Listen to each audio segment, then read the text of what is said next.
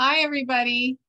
So today we're going to talk to Dr. Elizabeth, and she's been kind enough to come here and speak with us today. And what we're going to talk about is how a lot of us are going through the process of letting go of baggage. So we're letting go of the old mentally and spiritually, but now we also need to think about our body and how that applies to this time. So I'm going to let Dr. Elizabeth talk about that today. Go ahead. Okay. Oh, yeah, this is a big topic. As a holistic practitioner, I try to always look and navigate the multiple aspects of what's going on. You're looking at the body, the emotions, the energy system, the spirit, and how each of those areas influences each other. And obviously, with all of the stuff energetically that's going on the planet right now, that does all end up having a trickle down effect, of course, into the physical body. As many of you know, you can feel the symptoms or have symptoms come when there's different shifts in the Schumann frequency or different portals opening, whatever that can be. Sometimes people's physical bodies are going to respond in different ways. Some people get surges of energy and clarity and feel amazing. Other people feel like death, can't move, are in a lot of pain or digestive symptoms or whatever that is. And so there is a lot to that. As we work on the higher levels, meaning the spiritual levels and the trickle down effect that has on the body, especially in the physical body, things do need support in helping to shift whatever those changes that are coming down from above. And that's always the hardest part, I think, is the physical body, because of the density of it.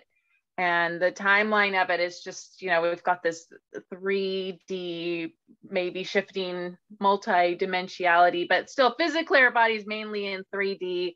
And we have limitations of time and limitations of matter.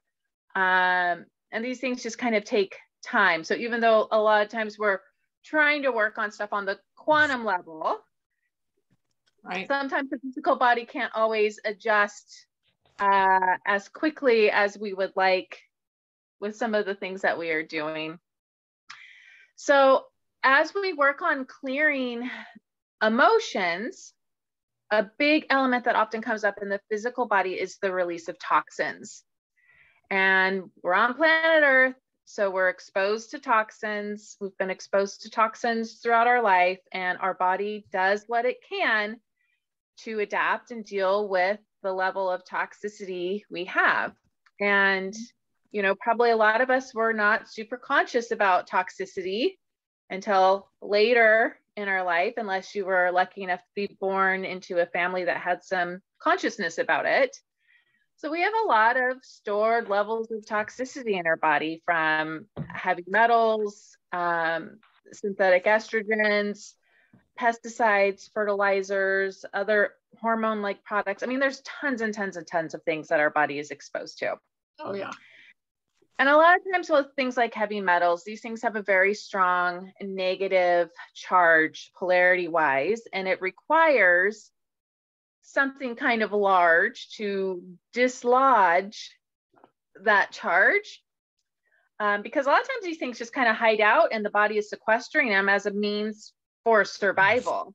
It's not like the toxins are just floating around in the blood and then you take some clay or something and the body's like, oh, okay, thanks. A lot of these toxins are sequestered, and you either have to be very mindful and do things specifically to liberate these toxins, or these toxins can be liberated when we're doing higher levels of work in the spiritual realms and in the emotional realms. And then we've got the physical realm too. So as these toxins get released, if the body is unable to process them and help move them out, if our detoxification channels, mainly the gut, the kidneys, the breath, if any of these kind of systems are just kind of gummed up or clogged up, it can be rather uncomfortable, because the body may absorb these toxins that just got shaken up to be liberated. Right.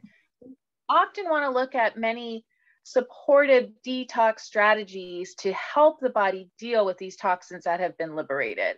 And these can be things like toxin binders, which are usually chemical substances of some kind, like charcoals, chlorellas, fulvic humic acids, maybe zeolites, things like that, that have a particular charge or have an ability to absorb and hold many, many more times their weight in toxins. These get bound in complex steps so that they can be released. But we also want to look at things like, obviously, hydration is a huge component. And I think I think a lot of people think, well, hydration is just drinking a lot of water, but there's quite a bit more that goes into hydration than just that. You ideally want to make sure your water is at a high level of consciousness and vitality and vibration itself. Water from spring water has that movement. It's out in nature. It's exposed to the sounds of nature. It's exposed to sunlight. It's exposed to moonlight. So, spring water often can have a nicer and higher effect because of that versus, your tap water, which though it may or may not be purified or cleaned, it's fairly dead water from an energetic sense. So we might want to be looking at things to help our water work better. Yeah. Adding electrolytes during these types of periods are huge. Electrolytes are the spark plugs that make everything work at the cellular level. And electrolytes help your water to work better. So adding salts, potassium salts, sodium chloride, magnesium salts, things like that can also be really, really good. Depending on people's different genetic and epigenetic expression, we might need to work on things like methylation support or help give support to detoxification genes, things like that. A lot of times we'll use, there's so many things that you could use, but it's always nice to look to the herbal, the plant world for those types of things and use things like milk thistle, dandelion, chlorophylls, things like that. I'm a big proponent of using essential oils. I use a lot of energy medicine in the form of homeopathy, color therapy, vibrational therapies, things like that. So then we have a lot of tools at our disposal. It just then kind of becomes a matter of figuring out what are the best tools that my particular body needs and giving your body the right kind of support. You may need some trial and error to figure out what you need, but also being able to kind of go with the flow of it, because as you detox, it's like peeling an artichoke. Onion? An artichoke, yeah. To the heart. I know everybody uses the onion, but I had a dear friend that used the artichoke and peeling the artichoke to get to the heart, which I kind of love that. And just really learning to tune into the body as best as you can and kind of go with the ebb and the flow of what it's needing from a day-to-day or moment-to-moment basis. But I do feel that supporting the physical body is, it's really crucial because this is where we're at. We're in the physical body. And as we're working on the spiritual and energetic and mental and emotional realms, our physical body has to then kind of deal with whatever we're doing and learn to adapt and learn to work with us. And we have to work with our physical body. So a lot of support for it is really important. And just, these are things that don't necessarily have to cost a lot of money. Grounding, going outside and walking in the grass is huge. Huge for the negative ion aspect of it. Negative ions are really crucial to help the body with its overall energy and to help with detoxification. Epsom salt baths, fulvic acid baths, Exercise and movement, of course, are huge because the lymphatic system does not have its own pumping mechanism. You have to move the lymphatic system in order for things to be processed through. So movement's always a crucial component. Mm-hmm. And that's where fascia release comes in. Well, fascia releases, fascia stuff is always really interesting, as you know. I was always taught that, I mean, every organ holds emotion, every, tissues hold emotions, but fascia is really where the emotions are stored. And of course, the entire body is covered in fascia. And will you talk a little bit about how, what you understand about the fourth density or the fourth stage of water? So my downloads and what I've been really getting is the fascia, so the emotions from many lifetimes locked in the bone, in the organs deep, deep down. So then all the fascia release, the things that I've been able to heal and release, I've seen that. But now I'm understanding from just anything, dry brushing, rolling on the roller, even the superficial fascia is moving the lymph. So if there's stuck lymph in there and you're not doing stuff like that, think how long it's really been stuck. Then I go to the fourth stage of water because that's where fascia is. That's where the memories are, or this is what I've been shown. I just want to hear what your side of it is or what your take on that is. Well, my current understanding, I mean, we've all been taught in school that there's 3 phases of water: solid, liquid, and gas. And recently it's kind of come to light that there's a 4th phase, and I think it's kind of more like a plasma phase, I believe they call it. Dr. Thomas Cowan, Cowan has written a really nice book on that. And his book, I believe, is about the connection between this 4th phase of water and cancer. There's a lot there as far as the body's ability to adapt and the body's ability to be well and maintain homeostasis has a lot to do with this 4th phase of water, because much of our body is in this 4th phase of water, and different things like toxins and heavy metals and emotions and things can change the structure of the water in our body and make it so that the body cannot express health as much as it is supposed to.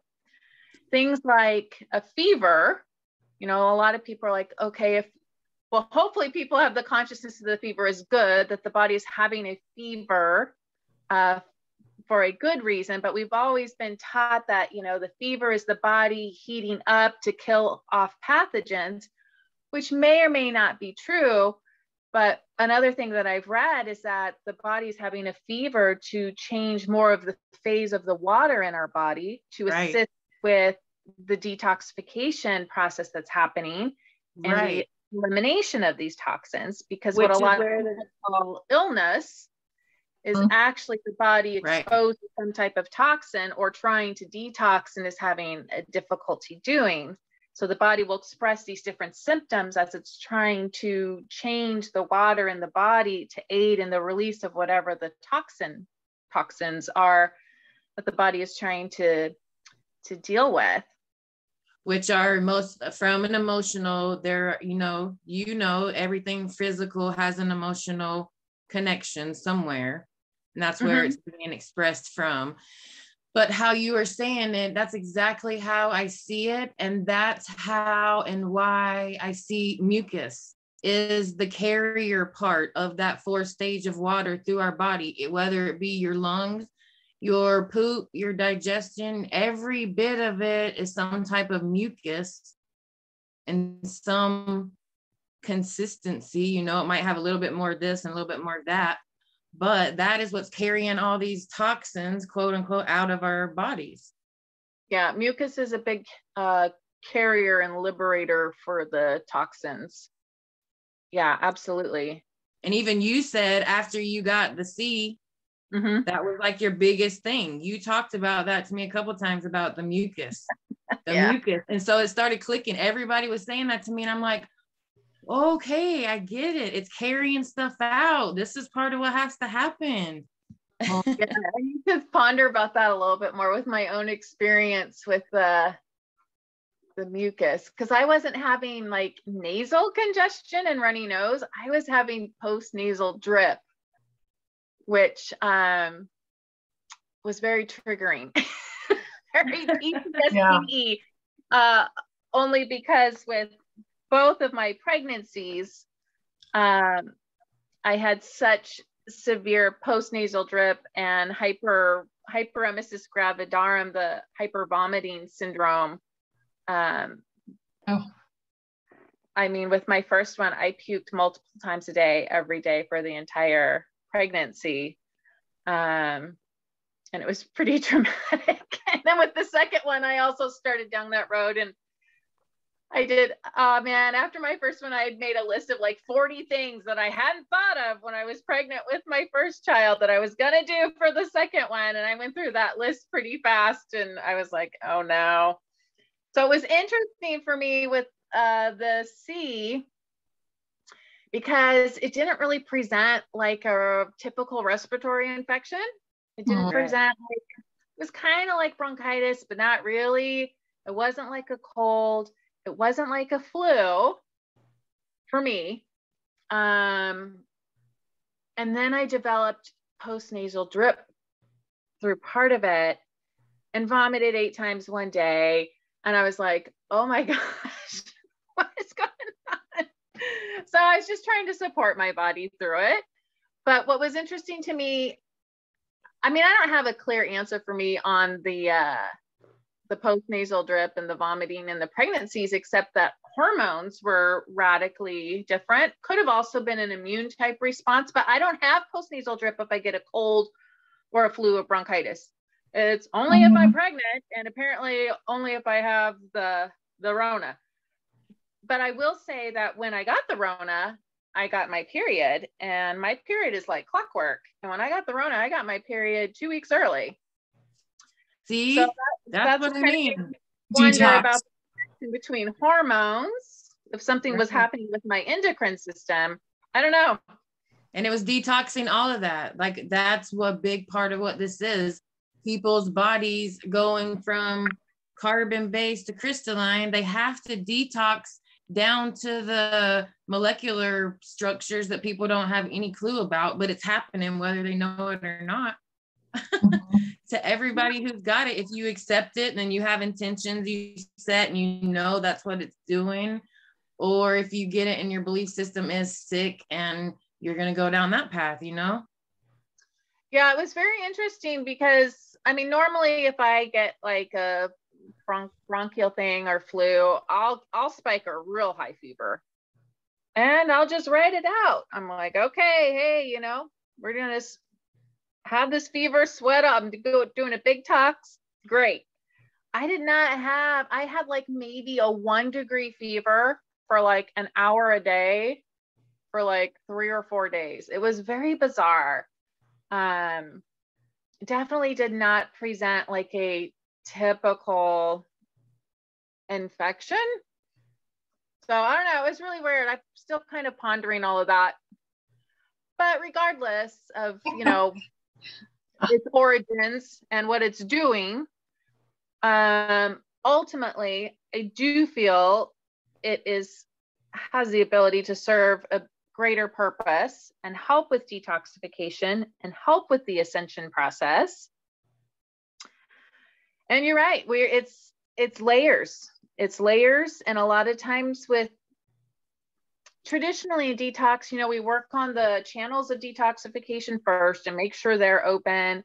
And then we work on detoxifying the matrix, and then we work on detoxifying the cells. There's kind of like an order, so you don't overwhelm the body and create more problems than what you're trying to solve by undergoing a detoxification program. But it doesn't always, you know, work in those nice little orderly systemic types of things here. And I feel like, especially with the fascia, there's just so much that's stored in there, and it can be, it obviously is uncomfortable as the body is trying to navigate that. But the matrix and the fascia they're also such light containing and light emitting structures. Mm-hmm. So that's probably why there's that kind of level of profoundness when we're working with them, because as beings of light, and we're working on the 3D parts of the body that are kind of the big emitters and receptors and antennas for light, you know, as we work on activating that and clearing that out, I mean, that can cause some really, really big things. Right. So what do you suggest people do that's like first? So something that they should do first to help their body process, would it be to open the pathways, to start to research that? Or man, that's going to be a hard one for me.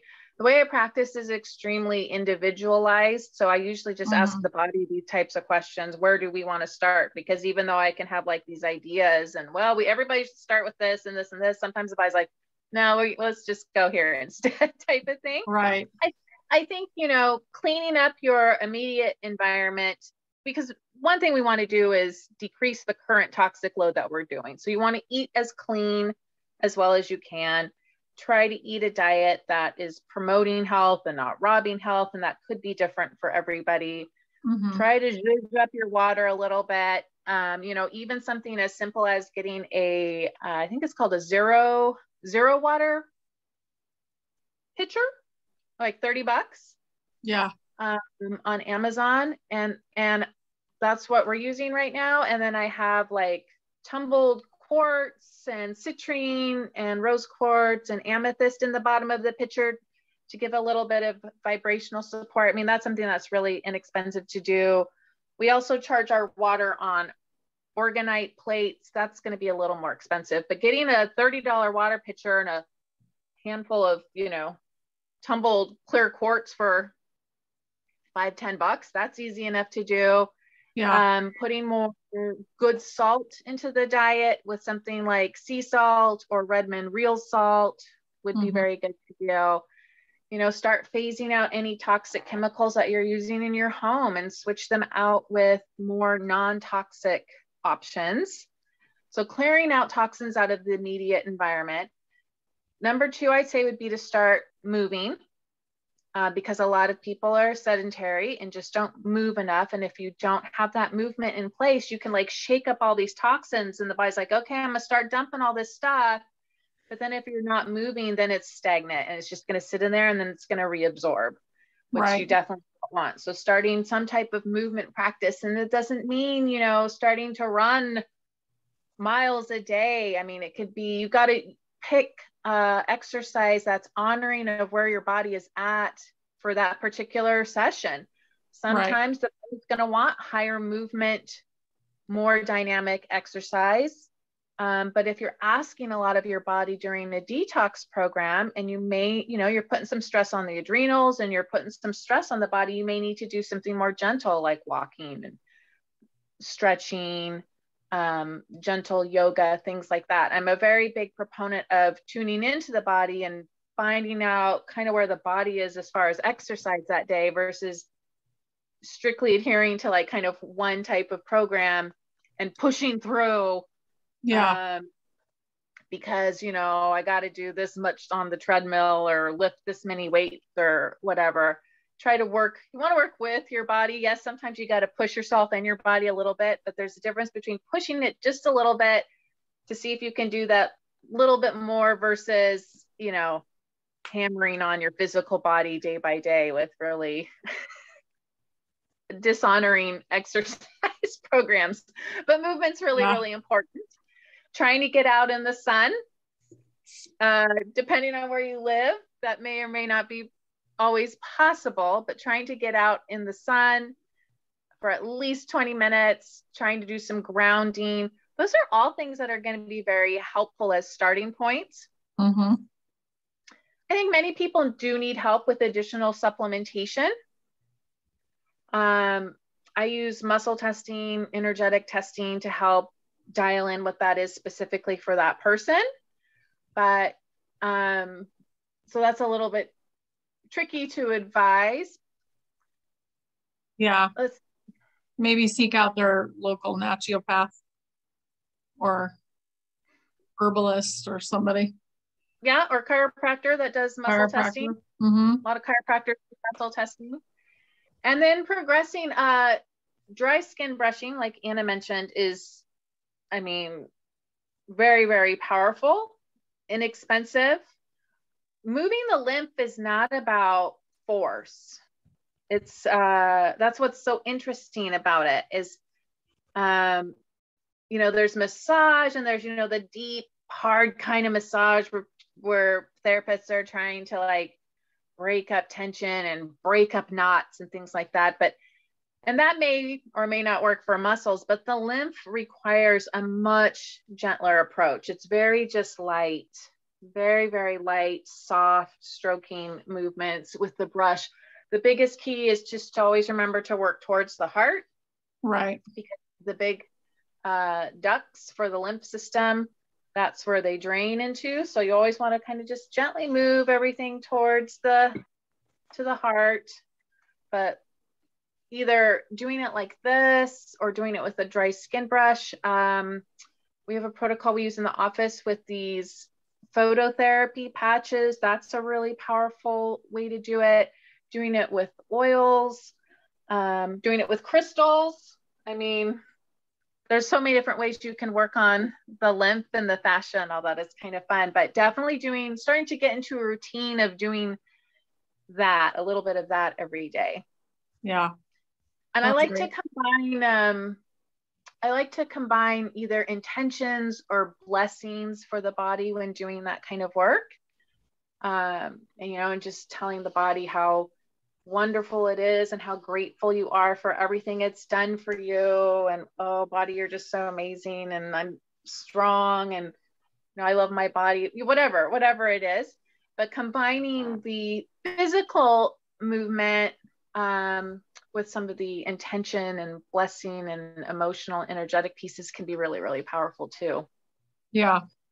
Yeah. We spend a lot of time looking at our body and not appreciating our body. So it's great advice to start caring about your body because it's your vehicle, you know? Yep. Yes. And it's the one we got. So you better take care of it. So, well, I really appreciate you coming here and speaking to us today. I just feel like that was really good advice and something where everybody can start on something if they're ready. Yeah, absolutely. You have anything else that you wanted to share with anyone or with everyone? You know, I think the biggest thing is, I think a lot of us that are on this spiritual path and we're trying so hard to raise our level of consciousness and keep our vibration high and keep our bodies healthy. Sometimes it can be a little discouraging when symptoms come up, and we try to, you know, sometimes we might try to tap things away or get frustrated with, why am I feeling this way again? I mean, maybe I'm just speaking for myself. You know, a headache, wake up with a headache. You're like, really? Why does this keep happening or whatever? And just trying to hold space for yourself and be patient and remember that it's a process and that this too is another thing that's going to flow and eventually is going to resolve, and to just kind of learn to be with it. Not everything has to be fixed. Not everything's a problem. One of the things they teach is that symptoms are the body communicating with us, you know? And so, you know, spend some time as far as trying to maybe get the message, but don't get stuck in an obsessive place about, you know, what are these symptoms? Why are they here? Why am I not better? Did I screw up again? You know, there's so much going on the planet right now. I mean, so much. What we are living through right now is crazy cakes. So give yourself a break, take a breath, give your body a break, and just give everything some grace and some patience and some love, because this is a really, really, really really intense time right now. It is. Yeah. We're going to do good. So I really do feel that everything's going to work out really well. It's just kind of going with the flow at this time. So. Yeah. I mean, there's a lot. I mean, obviously there's a lot of lessons in this time right now. Mm-hmm. A lot of lessons, a lot of stuff about letting go, detaching, observing. It's very interesting. And we just have to apply some of that same things to our own experience with our body when sometimes things come up that are not always comfortable. Right. Definitely. Well, thank you. I appreciate you taking time out of your day. And I hope everybody enjoyed that. I definitely enjoyed that. I'm sure Anna enjoyed that. And we'll see you all soon.